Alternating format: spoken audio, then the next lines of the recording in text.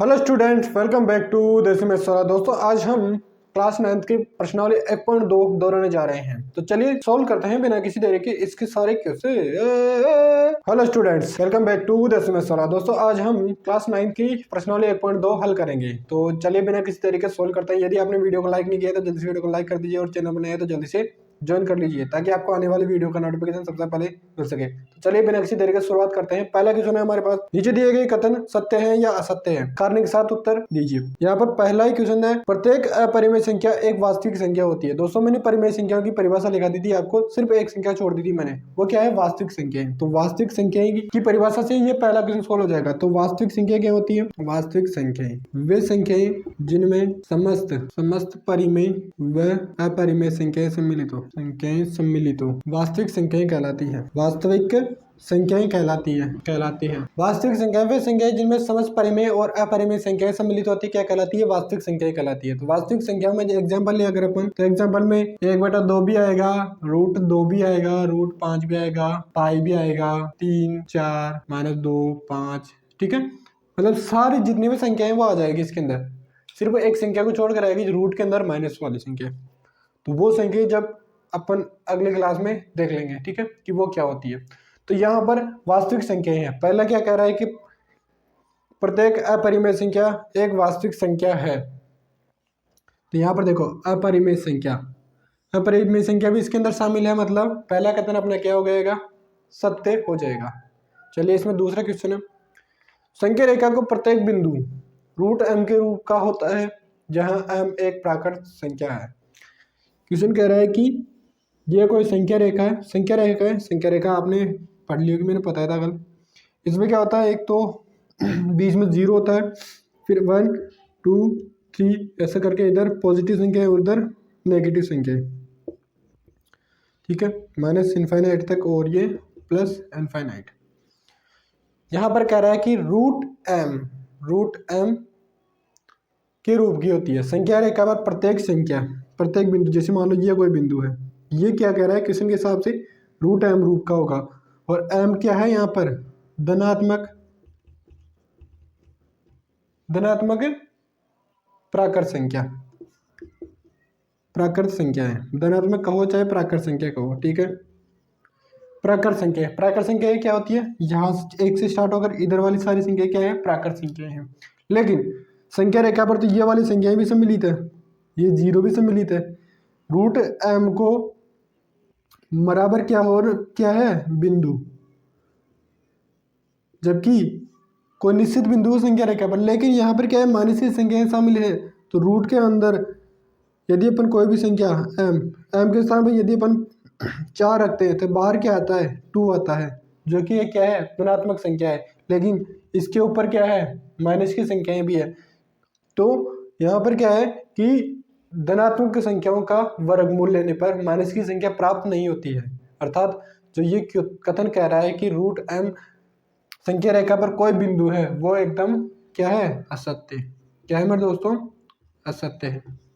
यदि आपको समझ नहीं आया हो तो आप कमेंट बॉक्स में कमेंट कर सकते हैं कि सर हमें समझ नहीं आया है। तो चलिए अगला क्वेश्चन है यहाँ पर, प्रत्येक वास्तविक संख्या एक अपरिमेय संख्या होती है। प्रत्येक वास्तविक संख्या एक अपरिमेय संख्या होती है। क्वेश्चन का कहने का मतलब है कि वास्तविक संख्या है ना, वास्तविक संख्या बराबर क्या है? अपरिमेय संख्या। क्या ये सत्य है बात? थोड़ा दिमाग लगाओ, देखें। परिमेय संख्या हम कह सकते हैं कि प्रत्येक अपरिमेय संख्या क्या है? वास्तविक संख्या है। क्या हम इसका उल्टा भी सही कर सकते हैं क्या, कि प्रत्येक वास्तविक संख्या एक अपरिमेय संख्या है? तो यहाँ पर ये कथन क्या हो जाएगा? गलत हो जाएगा। गलत क्यों हुआ? क्योंकि देखो आप, 2 क्या है? एक वास्तविक संख्या है। तो ये क्या अपरिमेय है? क्या नहीं है। ये क्या है? परिमेय संख्या। क्या है मेरे दोस्तों? परिमेय संख्या। यदि ये कहता कि √2 एक वास्तविक संख्या है और अपरिमेय है, तो अपन मान लेते कि क्या है ये? परिमेय। तो ये कथन क्या मान लेते? अपन सत्य मान लेते। लेकिन इसने कहा कि प्रत्येक वास्तविक संख्या के अंदर 2 भी आएगा, लेकिन 2 को अपन देखें तो ये क्या है, परिमेय संख्या है, अर्थात अपना ये तीसरा कथन भी क्या है, गलत है। ठीक है मेरे दोस्तों, तो आप इसका एक स्क्रीनशॉट ले लीजिए, यहाँ पर ये परिभाषा आपके काम की है प्रश्नावली 1.2 के नजरिए से। ठीक है, तो इसको अपन कर देते हैं रफ, और इसके बाद में है अपना अगला क्वेश्चन। देखिए आप जल्दी से कमेंट बॉक्स में कमेंट करो, देखिए इसका अगले का आंसर क्या होगा। आपके पास किताब होगी ना, तो आप उस किताब से जल्दी से कमेंट बॉक्स में कमेंट करो, देखिए अगले का आंसर क्या होगा। तो चलिए देखते हैं अगले का सॉल्यूशन क्या होगा। क्या सभी धनात्मक पूर्णांकों के वर्गमूल अपरिमेय होते हैं? सभी धनात्मक संख्याओं के धनात्मक पूर्णांकों के वर्गमूल अपरिमेय होते हैं? यदि नहीं तो एक ऐसी संख्या का वर्गमूल उदाहरण दीजिए जो एक परिमेय संख्या है। क्वेश्चन कह रहा है कि धनात्मक संख्या है, जैसे अभी अपन ने पहले देखा था ये रूट m है, तो ये क्या है, प्रत्येक धनात्मक पूर्णांक पे वर्गमूल अपरिमेय है, तो यानी कि इसका वर्गमूल क्या आना चाहिए, अपरिमेय। क्या आना चाहिए मेरे दोस्तों, अपरिमेय आना चाहिए, लेकिन ये क्या है, धनात्मक है, धनात्मक संख्या है। अब यदि अपन इसका क्या ले, वर्गमूल ले, धनात्मक संख्या में जैसे मान लो 2 ले अगर, और इसका √2 लेंगे तो ये क्या हो जाएगा, अपरिमेय हो जाएगा। क्या हो जाएगा, अपरिमेय हो जाएगा।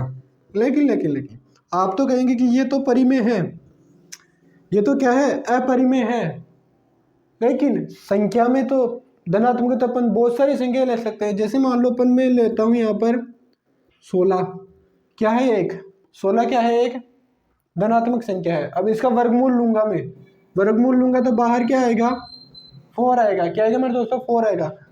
तो 4 क्या है, एक परिमेय संख्या है। क्या है मेरे दोस्तों, परिमेय संख्या है। तो यहाँ पर ये अपना कथन गलत हो गया, क्वेश्चन के अंदर जो कथन दे रहेगा वो यहीं पे गलत हो गया कि प्रत्येक धनात्मक पूर्णांक का यदि अपन वर्गमूल लेते हैं तो अपरिमेय संख्या प्राप्त होनी चाहिए, लेकिन क्या हो रही है यहाँ पे, परिमेय संख्या प्राप्त हो रही है अपने को। तो अपना कथन क्या है, गलत है। क्या है, गलत है। और उसका उदाहरण मांगे तो आप √4 भी दे सकते हैं, √4 बराबर क्या आ जाएगा, 2 आ जाएगा। √16 भी दे सकते हैं, ऐसे बहुत सारे उदाहरण दे सकते हैं आप। ठीक है, तो अब अगले क्वेश्चन की ओर बढ़ते हैं अपन। अब अगला क्वेश्चन है हमारे पास, दिखाइए कि संख्या रेखा पर √5 को किस प्रकार निरूपित किया जाएगा। √5 को किस प्रकार निरूपित किया जाएगा। तो यहाँ पर अगला क्वेश्चन है, यहाँ पर √5 को और संख्या रेखा पर प्रदर्शित करना है। किस प्रकार करेंगे अपन, ये संख्या रेखा है, इस पर दर्शाना है कि √5 कहाँ पर आएगा। तो √5 कहाँ पर आएगा मेरे दोस्तों, तो यहाँ पर ये क्या है, 0, फिर 1, ये 2, 3, ये कोई संख्या रेखा है, इधर -1, -2 हो जाए अनंत तक। ठीक है, अब इस पे दर्शाना है अपने को √5 को। किस प्रकार दर्शाएंगे अपन, तो यहाँ पर आपको क्या करना है, यहाँ से लेकर यहाँ तक एक ट्राइंगल बनाना है। तो यहाँ पर ये 1 इकाई का ट्राइंगल बनाना है। ये वाली दूरी भी कितनी है, 1 सेंटीमीटर, ये वाली ऊंचाई भी कितनी है, 1 सेंटीमीटर। इसको यहाँ पर ये मूल बिंदु OAB नाम दे दिया, अपने को नाम दे दिया। अब क्या करना है, अपने को ये वाली दूरी ज्ञात करनी है। तो ये वाली दूरी किस प्रकार आएगी, पाइथागोरस प्रमेय का नाम सुना होगा आपने क्लास 8 के अंदर। पाइथागोरस प्रमेय क्या होती है, कर्ण स्क्वायर बराबर क्या होती है, आधार स्क्वायर प्लस लंब स्क्वायर, ये होती है पाइथागोरस प्रमेय। अब इस पाइथागोरस प्रमेय में आप देखो आधार क्या है, 1 सेंटीमीटर, तो कर्ण बराबर क्या हो जाएगा, कर्ण स्क्वायर बराबर 1 का स्क्वायर प्लस ये भी क्या है, 1 का स्क्वायर, कितना होगा, कर्ण बराबर √1 का स्क्वायर 1 + 1 कितना हो जाएगा, √2। तो ये वाली दूरी कितनी आ गई अपने पास में, कितनी आ गई, √2 आ गई। कितनी आ गई, √2 आ गई।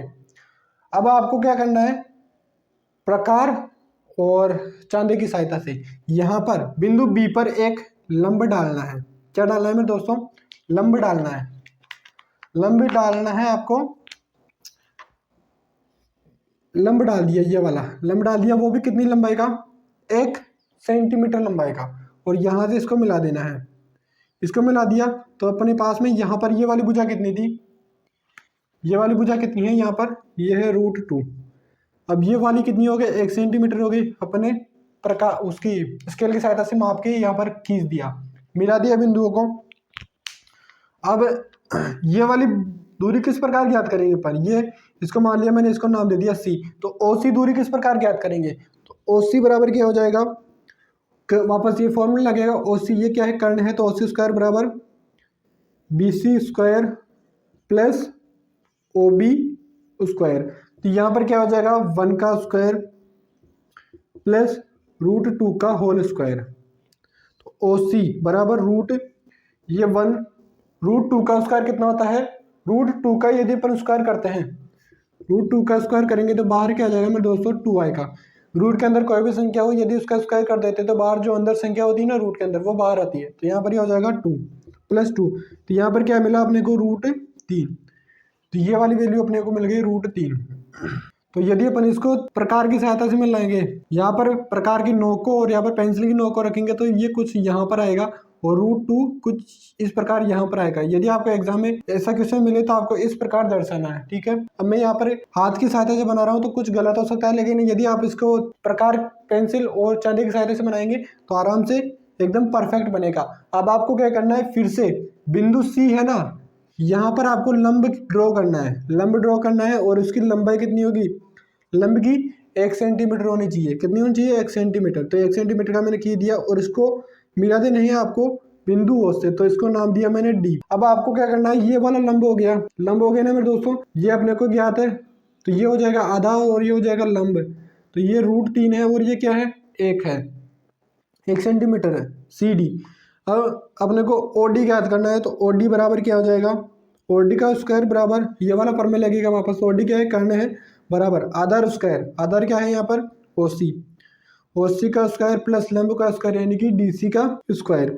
तो यहाँ पर मान रखेंगे अपन, तो ओ सी कितना है यहाँ पर, √3 का whole square plus D C क्या है, 1 सेंटीमीटर, तो 1 सेंटीमीटर का स्क्वायर। तो ओ डी बराबर क्या आ जाएगा, वापस रूट के अंदर 3 का स्क्वायर है, तो क्या हो जाएगा 3 + 1, कितना आया अपने पास में, √4। अब आपको यहाँ पर √4 बराबर 2 होता है, लेकिन आपको 2 नहीं रखना है, क्या नहीं करना है, 2 नहीं रखना है, या अब रखना भी चाहो तो रख सकते हो, कितना 2। तो ये वाली क्या हो जाएगी, ये आ जाएगी अपने पास में 2 सेंटीमीटर, 2 सेंटीमीटर आ गई। अब आपको क्या करना है, बिंदु